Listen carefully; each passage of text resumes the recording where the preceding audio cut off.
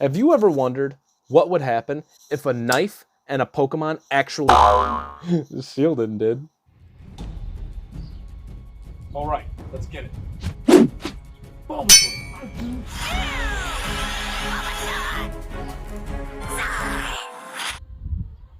Oh.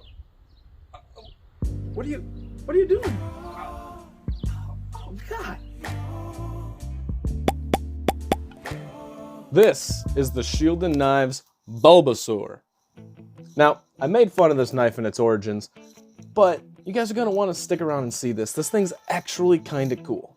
We have some layered contoured G10 here, and it actually feels really smooth, which is a little ironic for G10, and it's like that smooth but sticky-ish feeling, so it's going to provide pretty decent grip. We have some T6 screws and a lanyard hole, a T8 pivot.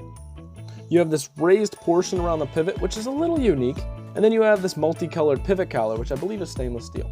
This side of the knife is the exact same, with the exception of this kind of just generic pocket clip going on here, but it does function pretty well. You just have quite a bit of your pocket sticking up out of your pants.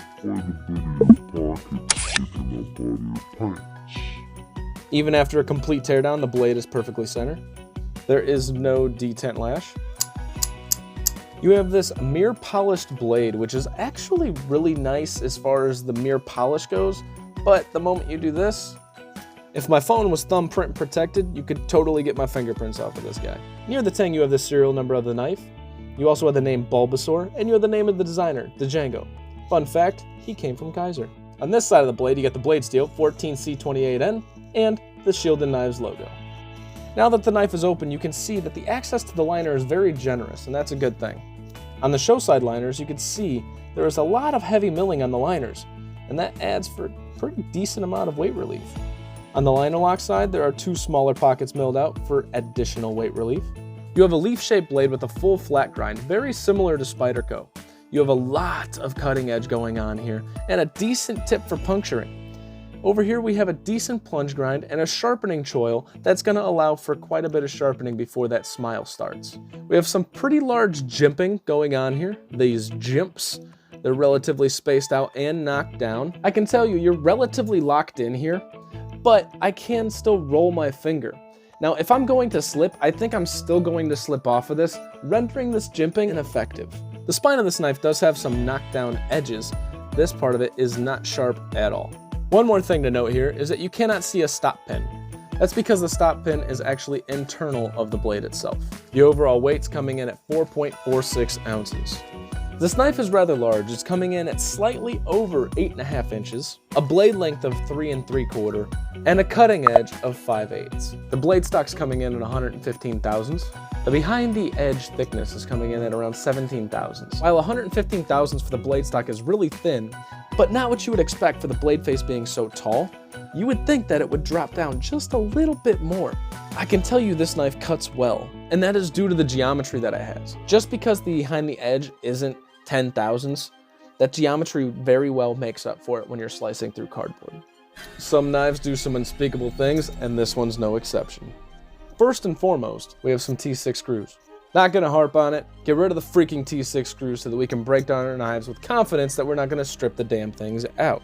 Secondly, this mirrored blade face. While the mirrored blade face is unique, and I have done this myself with a couple of knives, I don't know that I want to purchase a knife this large with that large of a mirrored edge that you can actually see the lines going through it.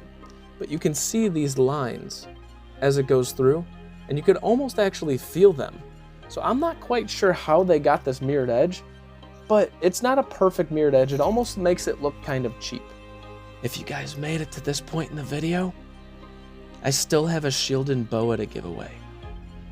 Find me on Instagram, message me the name boa, B-O-A. That's it. Don't put anything else in the message. I'm gonna do a random draw of those. Don't put anything in the comments. The last item on the list that's bad about this knife is this jimping. This jimping is relatively large, and at face value, I want to like it. But the fact that it is not really functional lends into an area that you could have done something else here and not wasted your time and space with this non-functional jimping. Now let me be the first to tell you that While I'm nitpicking on the T6 screws, the mirrored finish, the jimping that doesn't work, notice those are all relatively aesthetic things. The T6, yeah, maintenance breakdown, okay. The jimping, it doesn't work. And the mirrored edge, again, aesthetic, like there's really no purpose to it.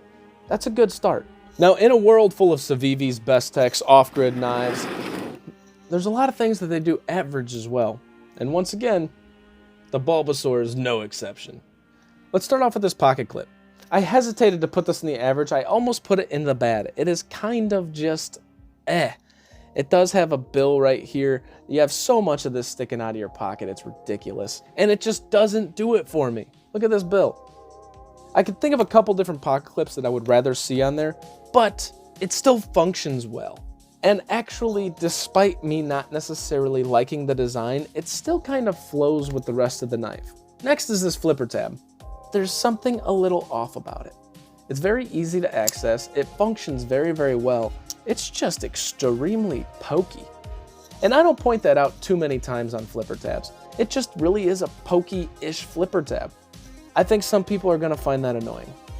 So the average things like the pocket clip and the flipper tab, they're not detrimental per se.